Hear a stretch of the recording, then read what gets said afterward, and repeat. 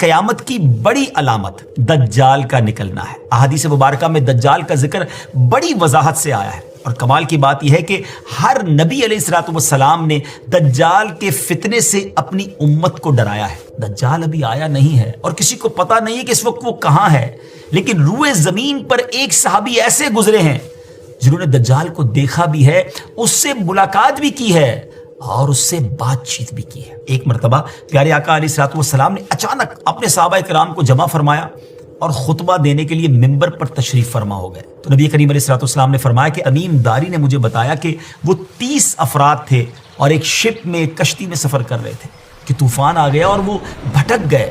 تقریباً مہینہ بھر وہ سمندر میں گھومتے رہے اور ایک دن سورج غروب ہونے کے وقت ایک نامعلوم آئلینڈ پر پہنچے۔ انہیں وہاں سیاہ رنگ کی مخلوق نظر آئی جس کے جسم پر بال بہت زیادہ تھے۔ انہوں نے اس سے پوچھا کہ تم کون ہو؟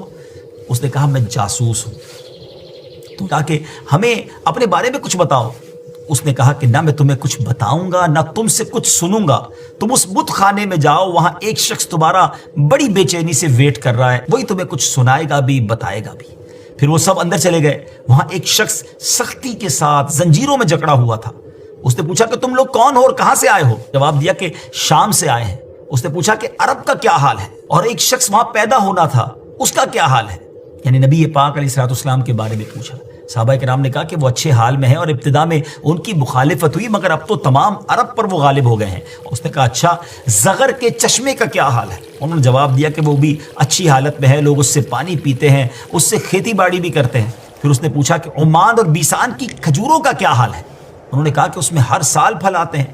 یہ سن کر اس شخص نے 3 چیخیں ماری اور بولا کہ میں دجال ہوں، کہتا ہے ان قریب میں آزاد ہو جاؤں گا اور زمین کا چپا چپا گھوموں گا اور اس کا کوئی حصہ نہیں چھوڑوں گا سوائے طیبہ کے، کیونکہ مجھ میں وہاں جانے کی طاقت، وہاں جانے کی پاور نہ ہوگی۔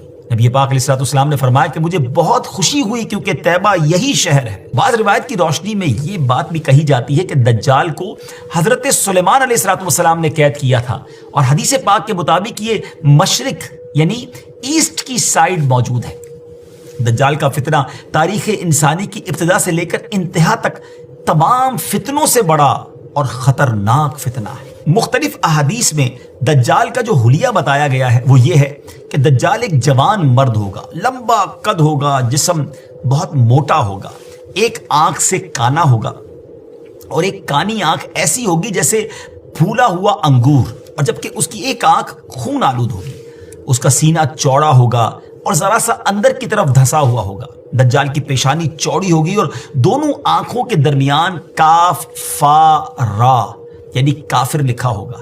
دجال کے نکلنے سے پہلے دنیا بہت بری حالت میں ہوگی۔ اس کے نکلنے سے 3 سال پہلے سے اس دنیا میں خشک سالی پھیل جائے گی، خشک سالی کا گویا سال پھیل جائے گا۔ علمی اور روحانی قحط بھی برپا ہوگا، دین کے معاملے میں لوگوں میں کمزوری پیدا ہو چکی ہوگی، علماء اور دیندار لوگوں کی قلت ہوگی۔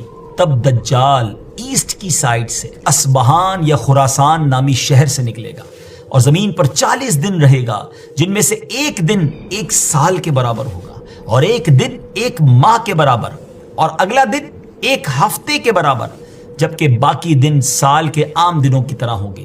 اس مدت میں دجال اپنے گدھے پر سوار ہو کر ساری دنیا کا چکر لگائے گا۔ دجال کے ان فتنوں کی وجہ سے اہل ایمان سخت پریشان اور تنگی کے عالم میں بھاگ کر دخان نامی ایک پہاڑ میں پناہ لیے ہوئے ہوں گے، لیکن دجال ان کا پیچھا کر کے پہاڑ کا گھیرا کرے گا۔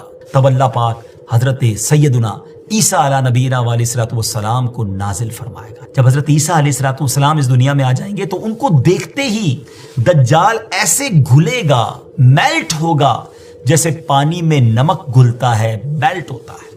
آپ علیہ الصلوۃ والسلام دجال کو مقام لد پر قتل کریں گے اور اس کے فالوورز میں سے ایک بھی کسی کو بھی زندہ نہیں چھوڑیں گے۔ یہ فتنہ بہت شدید ہوگا ناظرین۔ نبی پاک علیہ الصلوۃ والسلام نے فرمایا جو سورہ کہف کی پہلی 10 آیتیں یاد کرے گا دجال کے فتنے سے محفوظ رہے گا۔